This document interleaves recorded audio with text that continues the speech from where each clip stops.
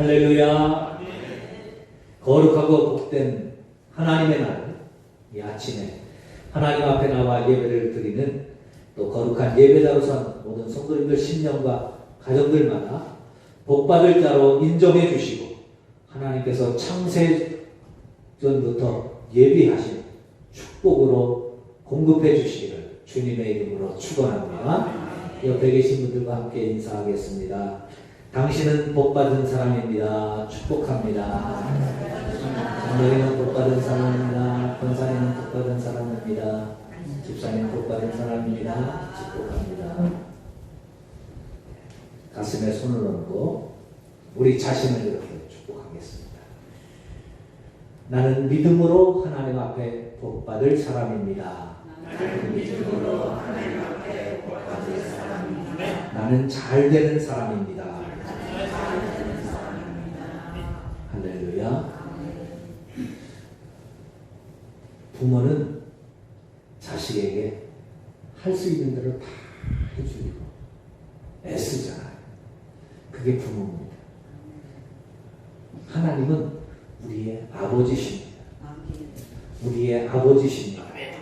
우리를 위해서 해주고 수 있을 만큼 다 해주시려고 애쓰시고 힘쓰시는 분이 하나님이십니다.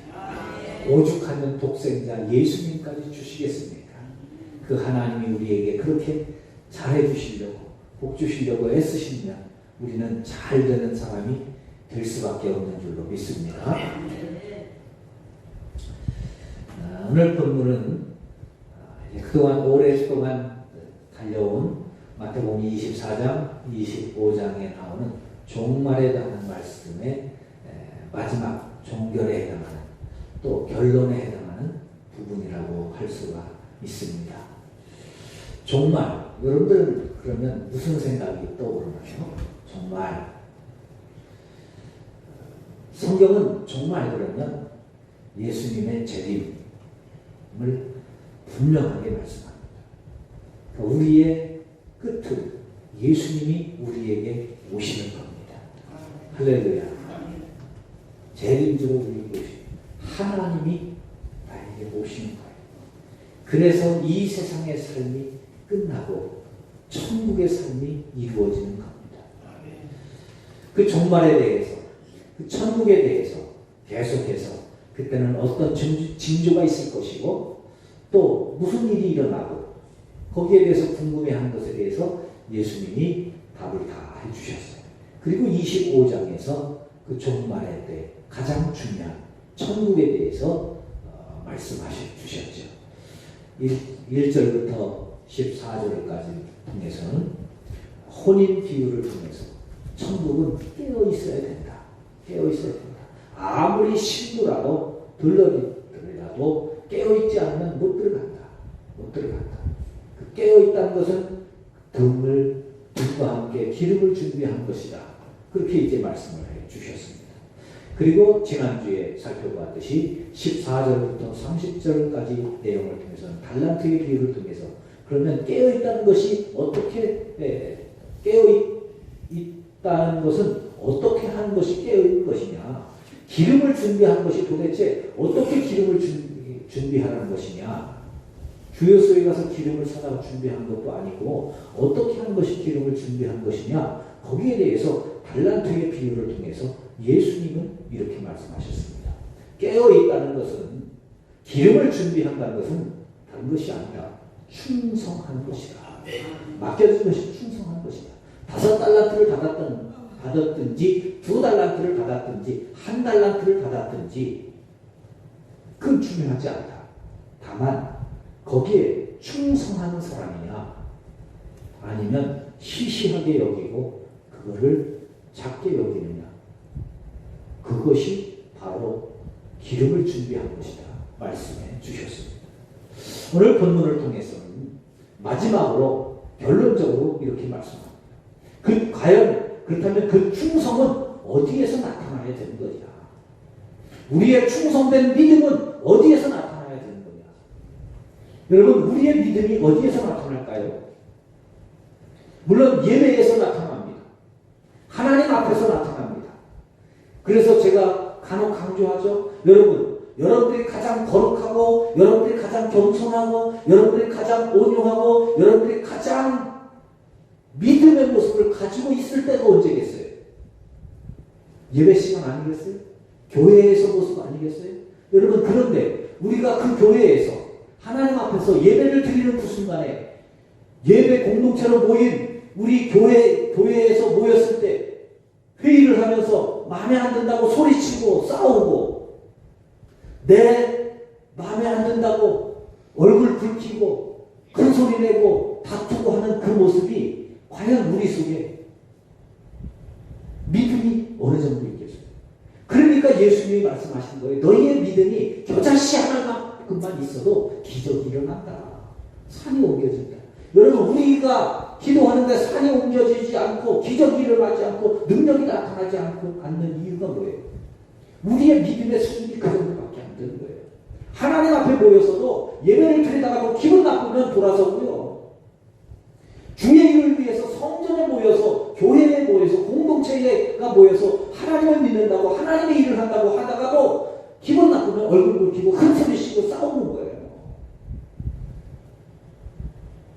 그게 과연 충성된 우리의 모습이냐, 그게 과연 우리의 모습이냐 하는 것도 우리 진지하게 생각해보지 않을 수가 없는 거예요. 더군다나 오늘 말씀을 들어보면 더 심각해집니다. 여러분, 우리의 믿음이 얼마나 심각해지는지 몰라요. 우리의 충성은 어디에 있는가? 등과 기름을 준비하는 그 믿음의 모습의 삶의 모습은 어디에 있는가? 지금 그것을 예수님이 우리에게 가르쳐 주시는 거예요.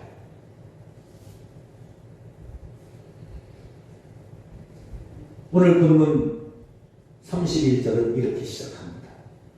인자가, 즉 예수님의 영광을 가지고 모든 천사들과 함께 올 때에 예수님의 영광의 보좌에 앉으신다. 영광이라는 말을 계속해서 강조하죠. 심판을 지금 말씀하시는데, 종말을 말씀하시는데, 하나님의 영광, 예수 그리스도의 영광, 그것을 계속해서 말씀합니다. 이 영광이라는 단어가 신약 성경에 약 165번. 영광. 그 영광이라는 단어는 사람에게 못 씁니다. 오직 하나님께만, 오직 예수님께만 쓰는 단어예요. 요한계시록에 보면 그런 말 하잖아요. 어린 양에게 영광과 존귀와 권능이 세세에 있을지어다. 그 영광. 근데 그 영광으로, 예수님이 영광으로 나타나시는 그 순간, 예수님이 영광으로 오시는 그 순간이 언제인지 아세요? 언제 예수님의 영광이 나타나고 언제 하나님의 영광이 나타나느냐? 오늘 본문을 통해서 그 영광이 나타나는 장면을 보여주시는데, 그게 뭐냐? 구분하실 때 하나님의 영광이 나타난다는 거예요. 구분이라는 단어, 이렇게 쓰니까 조금 좀 어색하죠? 그 구분이라는 단어가요, 거룩이라는 단어입니다. 거룩이 구별된다. 하나님의 거룩이, 하나님의 영광이 언제 나타나느냐? 하나님의 거룩이 언제 나타나느냐? 구분할 때. 뭘로 구분해요? 죄인을 구분하고, 욕심을 구분하고, 비신앙적인 것을 구분하고, 세상을 구분하는 그 구분을 잘라낼 때 하나님의 영광이 나타난다는 거예요. 자, 그 영광을 위해서 예수님이 말씀합니다. 온 민족을 모으고 둘로 구분한다는 거예요. 한 사람은 오른쪽으로 양의 무리로, 의인의 무리로 구분할 것이다. 한 사람은 왼쪽에 염소의 무리로, 악인의 무리로, 저주받을 무리로 나눈다는 거예요. 이게 구분, 이게 종말이라는 거예요. 종말했습니다. 문제는요, 그때까지 양과 염소는 같이 있다는 거예요. 그러면서 서로 자기들끼리 말하죠. 전 염소야. 나는 양이야. 근데 여러분, 우리의 평가는 중요하지 않아요. 우리의 평가가 하나님의 평가에 영향을 끼치지 않아요. 영향을 미치지 않아요. 만약 그러면 하나님의 거룩과 하나님의 영광은 나타나지 않을 거예요. 하나님이 구별하시는데 누구도 이의를 제기할 수 없습니다. 하나님, 내가 어떻게 양입니까? 내가 왜 염소입니까? 누구 하나도 억울하다고 의견을 표출하지 못할 만큼 하나님의 심판이 정확하다는 거예요. 그래서 영광이 나타나는 거예요. 그 영광이 그때 나타나는 거예요. 모든 사람들이 다 감동해먹고, 와, 그렇구나. 그랬었구나. 누구나 다. 처음에는 의문을 품어요. 오늘 본문에서도 오른쪽에 있는 사람들이 의아해하죠. 우리는 양이 아닌데, 내가 어떻게 양이 된다는 거예요. 내가 얼마나 큰 죄인인데, 얼마나 부족함이 많은데. 예수님이 정확하게 양이 되는 이유를, 근거를 가르쳐 줍니다. 왼쪽에 있는 사람들이 말하는 거예요. 억울합니다, 예수님. 억울합니다. 내가 왜 염소예요? 내가 왜 지옥 가야 되는 거예요? 내가 왜 저 사람이 나보다 더 나쁜 사람이었는데 쟤는 오른쪽이고 나는 왜 왼쪽입니까? 항의할 수가 있죠. 예수님이 정확하게 말씀합니다. 그 이후에는 누구도 이의를 제기 못합니다. 여러분, 종말에 되면요, 하나님은 구분하시면서 거룩을 나타내신다는 거예요. 이거 기억하실 수 있기를 바랍니다. 하나님은 구분하십니다. 신앙생활은 그래서 구분할 줄 알아야 돼요. 구별할 줄 알아야 돼요. 이게 하나님의 뜻인가? 아닌가? 내가 믿음의 길을 선택하고 있는가? 아닌가? 내가 말씀을 따르고 있는가? 아닌가? 이 구별. 굉장히 중요합니다. 예수님은 말씀한 것, 그 영광으로 오는 순간 반드시 구분하게 될 것이다. 그런데 그 구분하기 전에 양과 염소가 같이 있는 거예요. 여러분, 이때 우리가 시험에 드는 거잖아요. 이때 염소가 양의 무리에 있으면 양들이 얼마나 불편한지 아세요? 양들은요 별로 이렇게 활동적이지 않아요. 정적입니다. 그래서 웬만하면 잘 안 움직여요. 움직여도 조금만 움직여요. 그리고 이렇게 모이기를 좋아합니다. 성도는 모이기를 좋아하는 거예요. 할렐루야. 모이기를 좋아합니다. 그래서 히브리서에서도 말씀하잖아요. 모이기를 꾀하는 어떤 자들의 습관처럼 하지 말고,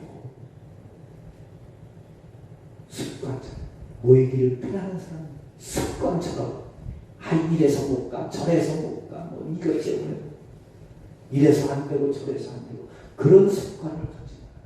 모이는 습관을 가지실 수 있기를 바랍니다. 아멘.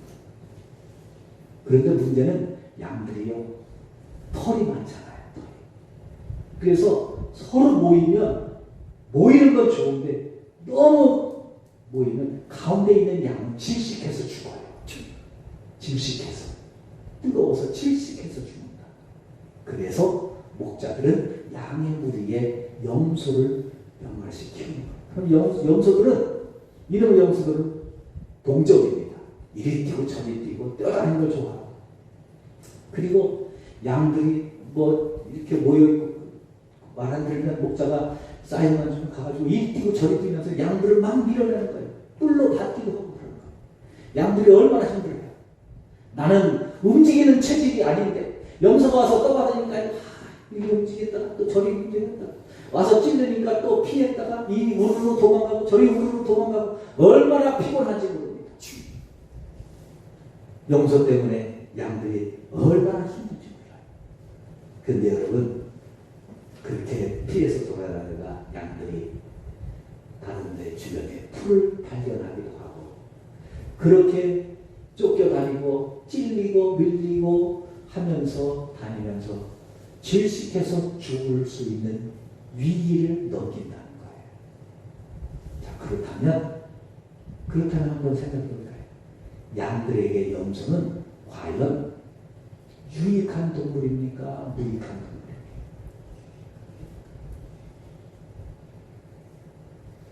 동물입니까? 내가 힘들고 피곤하고 답답 힘들어요. 왜? 와서 자꾸 끌로 받으니까. 그런데 그것 때문에 양들이 산다면 그 동물이 유익할까 무익할까? 적용해 볼까요? 교회 나왔는데 누구 때문에 힘들어요, 피곤해요, 답답해요, 괴로워요. 세상 사람들을 표현할까요? 귀신은 뭐 하나처럼 감사하다. 답답하고 힘들어요. 근데 여러분, 그 사람이 염소라면 그 염소가 나에게 무익한 사람일까? 유익한 사람일까? 그 사람 때문에 내가 하나님 앞에 기도하게 되고 하나님을 찾게 되고 더 겸손하게 되고 내 모습도 다른 사람에게 저렇게도 될 수도 있겠구나. 나를 돌아볼 수 있다면 그 사람은 나에게 무익한 사람일까요? 유익한 사람일까요?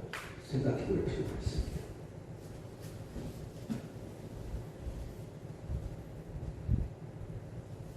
여하튼 그렇게 쓰시다가 마지막에는 구분하신다. 구분하신다. 지금은 힘들어도 나중에 구분하신다. 자, 그러면 어떤 기준을 가지고 구분하느냐? 예수님의 구분법은 간단합니다. 주님을 닮았느냐, 마귀를 닮았느냐. 제가 이렇게 표현을 했어요. 주님, 예수님 친화적인 사람. 예수님 친화적인 사람이 되십시오. 다른 말로 표현하면 예수님을 닮은 사람이 되십시오. 예수님과 같은 성향의 사람이 되십시오. 예수님과 같은 성향의 마음으로 살아가라구나. 예수님이 어떤 사람을 오른편으로 어떤 사람을 왼편으로 모시느냐. 예수님과 같은 성향을 가진 사람들을 오른편에 가진다. 그 기준이 뭐예요? 가난하고 힘들고 어렵고 괴로움 당하는, 못 먹는 사람, 마실 게 없는 사람, 옥에 갇힌 사람, 병들어 누운 사람, 전혀 유익이 되지 않는 사람들이잖아요. 있어봐야 힘만 드는 사람이. 그런데 그 사람들에게 내가 어떻게 대했느냐에 따라서 구분하신다는 거예요. 예수님과 같은 성향을 가진 사람, 예수님 친화적인 사람은 어떤 사람이냐? 그 사람들을 보면 자신도 모르게 도와주고 싶은 거예요. 베풀고 싶은 거예요. 나한테 유익이 안 돼요. 도움이 전혀 안 돼요. 오히려 힘만 들 뿐이에요. 그런데 그것이 힘들면 아이고 불쌍하지. 그래서 도와주고 싶은 마음 가지고 그렇게 실천한다는 거예요. 그런데요, 마귀 성향의 사람은, 마귀 친화적인 사람은 어떻게 해요? 나 지금 바쁜데 예배 드리러 가야 되는데 괜히 이 사람 만나가지고 기분 나쁘게 도와달라고 그런다. 숨질른다니까. 예수님이 말씀하셨잖아요. 선한 사마리아인의 비유를 통해서 제사장도 레위인도 강도 만난 사람 보고 지나가는 거예요. 왜 지나가요? 물론 지나가는 이유가 다를 수 있어요. 그런데 제사장이 지나가고 레위인이 지나갔다면 예배가 있어서 지나가지 않겠어요. 나는 당신은 지금 내 눈 안에 들어오지 않아. 나는 지금 하나님이 중요해. 그런데요, 그 하나님을 향한 그 모습이 하나님 앞에 하나님이 보시기에, 예수님이 보시기에 구분의 기준이 아니라 가난하고 힘들고 헐벗은 사람에게 어떻게 했느냐? 주님은 그거 보고 계신다는 거예요. 그거 보고 계신다는 거예요. 여러분, 우리 교회가 구제에 힘쓰는 이유 중에 하나가 뭘까요? 구제한다고 요즘 세상에 전도가 됩니까? 우리 교회도 또 벅차요. 한 달에 2, 30만 원씩. 그리고 뭐 설, 추석에 100만 원씩. 우리도 벅차요. 그러나 그 이유는 주님이 오늘 본문에 말씀하잖아요. 주님, 내가 왜 오른쪽입니까? 내가 왜 왼쪽입니까? 그 이유 알고 싶냐? 내가 얘기할게. 내가 줄일 때에 네가 먹을 것 주었다. 내가 목마를 때 마실 것 주었다. 내가 헐벗었을 때 입을 것 주었다. 내가 나그네 되었을 때 영접해 주었다. 내가 옥에 갇혔을 때 찾아와서. 예수님이 언제요? 예수님 말씀하잖아요. 네가 무시한 그 사람에게 한 게 나한테 한 거다. 왜요? 예수님 마음이 그 사람에게 있다는 거예요. 예수님 마음이 그 사람에게 있다는 거예요. 그래서 예수님을 닮은 사람, 예수님과 가까운 사람, 예수님과 함께하는 사람의 모습에는 그 사람들이 눈에 보이는 거예요. 지난주의 말씀과 겹쳐볼까요?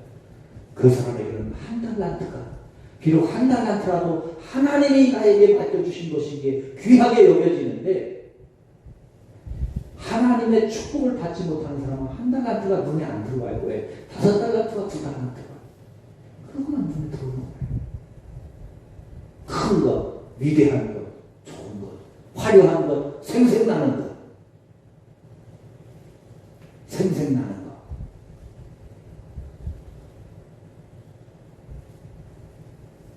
그때 예수님의 기준은 뜻밖의 기준입니다. 가난하고 헐벗고 목마르고 그들에게 베푼 구제의 삶. 그것이 기준이라는 거예요. 그렇다면 우리 교회는 잘하고 있는 것 아니겠습니까? 할렐루야. 여러분들이 힘들고 어려운 그 순간에 우리 권사님들이요, 다리가 아파가지고 힘들고 어려운데도 가지고 새벽기도 끝나고 건빵이도 몇 개 가져가서 챙겨가요. 제가 뭘 그렇게 챙겨가요? 전도하려고 그래요. 그 아픈 다리 가지고 가서 끌고 가서 한 사람이 또 전도하려고 건빵 들고 가는 거예요. 여러분, 그런 모습 우리는 몰라도 하나님은 아시고 그것으로 우리를 구분해 주실 줄로 믿습니다. 그래서 우리는 무엇을 하느냐보다 어떻게 하느냐는 성품이 중요한 거예요. 어떻게 해요?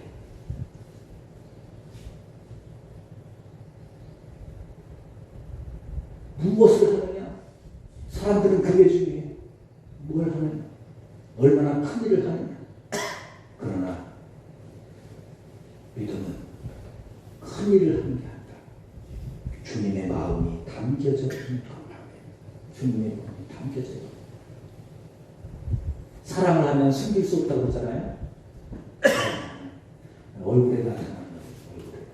그래서 젊은 청년들이 사랑을 하면 얼굴에 나타나는 표정에 괜히 싱글벙글 지나가다가 나뭇잎만 흔들려도 저 남자친구가 나한테 손을 흔들는 것처럼 보여가지고 얼굴에 너무 시기니까.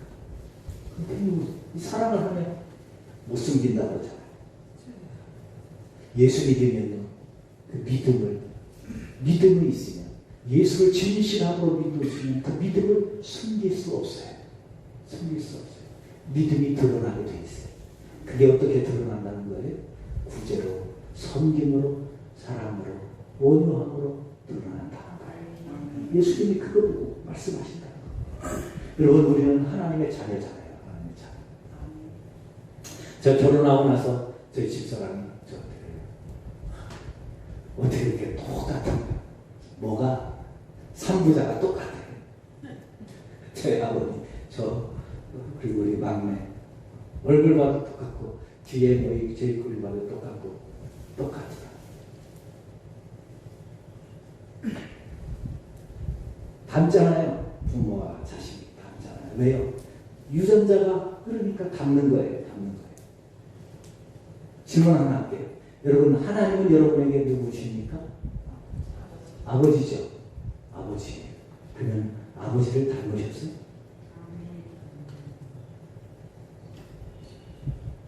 제가 예수님 친화적인 예수님 성향 말씀드렸죠.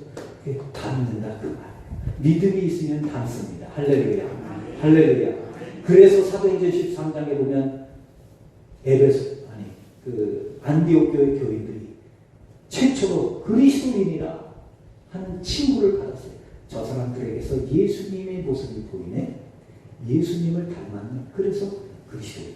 예수님을 닮아갔던 예수님처럼 살아가는 사람들. 그래서 그리스도인이라고 하는 거예요. 우리는 그리스도인이 되실 수 있기를 축원합니다. 그리스도인처럼 보인다고 인정받을 수 있기를 바랍니다. 믿음이 있으면 그렇게 나타난다는 거예요. 보여진다는 거예요.